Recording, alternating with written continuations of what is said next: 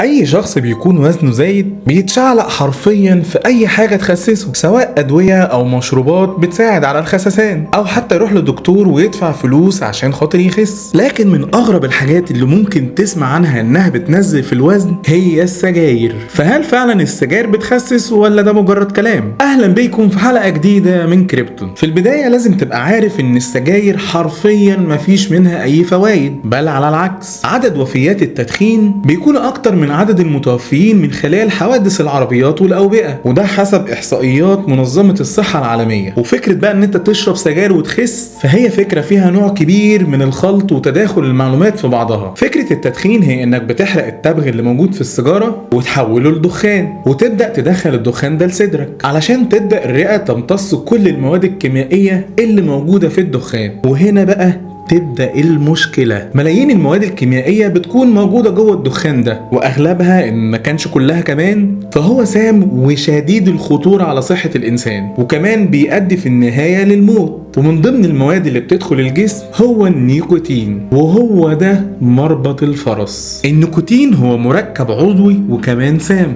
وموجود بنسبة كبيرة في نبات التبغ، وهو ده النبات اللي بتتصنع منه السجاير. ولكن ده ما يمنعش ان النيكوتين موجود برضه في حاجات تانية زي الطماطم والبطاطس والفلفل الأخضر كمان، ولكن بيكون موجود بنسبة صغيرة جدا وغير ضارة على الإنسان. ولأن الأشخاص اللي بتحاول تقلع عن التدخين بتكون عقبتهم الأولى هي النيكوتين، فأحيانا الدكاترة بيوصفوا لهم أدوية وعقاقير بيكون فيها النيكوتين ولكن بدرجات معينة، بحيث إن الشخص يبدأ يتعود على قلة كمية النيكوتين اللي موجودة في الجسم، ومع الوقت ينساه تماما ويبطل يشرب سجاير للأبد. ولكن سؤال الحلقة، ليه اتقال إن السجاير بتخسس؟ الموضوع كله فيه نسبة كبيرة من تداخل المعلومات عند الناس، لأن السجاير ملهاش أي علاقة بالخسسان أصلا، لأن باختصار النيكوتين هو اللي ممكن، وحط تحت ممكن دي 100 خط، ممكن يخسسك. ولكن الموضوع مش بالسهولة دي. النيكوتين هو منشط بيسبب إفراز الإدرينالين، وبسبب كده بيزيد معدل ضربات القلب وكمان ضغط الدم والتنفس، وبينتج كميات عالية من الجلوكوز في الدم. وبنسبة كبيرة لو أخدت النيكوتين بره السجاير فوارد إن هو يتسبب لك في سد الشهية وفقدانك للرغبة في الأكل، وكمان ممكن يزود معدل حرق الطعام والدهون جوه الجسم، لأنه بينشط مراكز المتعة والمكافأة في المخ، وبيخليك تحس براحة بدل ما تاكل حتة شوكولاتة مثلا. ولكن فكرة ان انت تخسس نفسك بالنيكوتين وبس فدي فكرة خاطئة تماما، لان اعراض فقدان الشهية لو اخدت نيكوتين تحت اشراف الطبيب فهي بتكون اعراض مؤقتة ومش مستمرة على طول. كمان لان النيكوتين النقي بيتاخد بس في خلال فترة اقلاع عن التدخين، ومش هو ده الشيء اللي تقدر تكمل عليه طول العمر، لان على المدى البعيد بيكون ليه اضرار كتيرة برضه على الجسم. كمان لان التخسيس مش معناه خالص ان انت تحرق دهونك وبس، لازم تدي جسمك كل العناصر الكافية علشان صحتك تفضل كويسة وجسمك يقدر يمارس كل أنشطته الحيوية بانتظام. وعشان ما اطولش عليك، التدخين ضار وهيفضل ضار للأبد،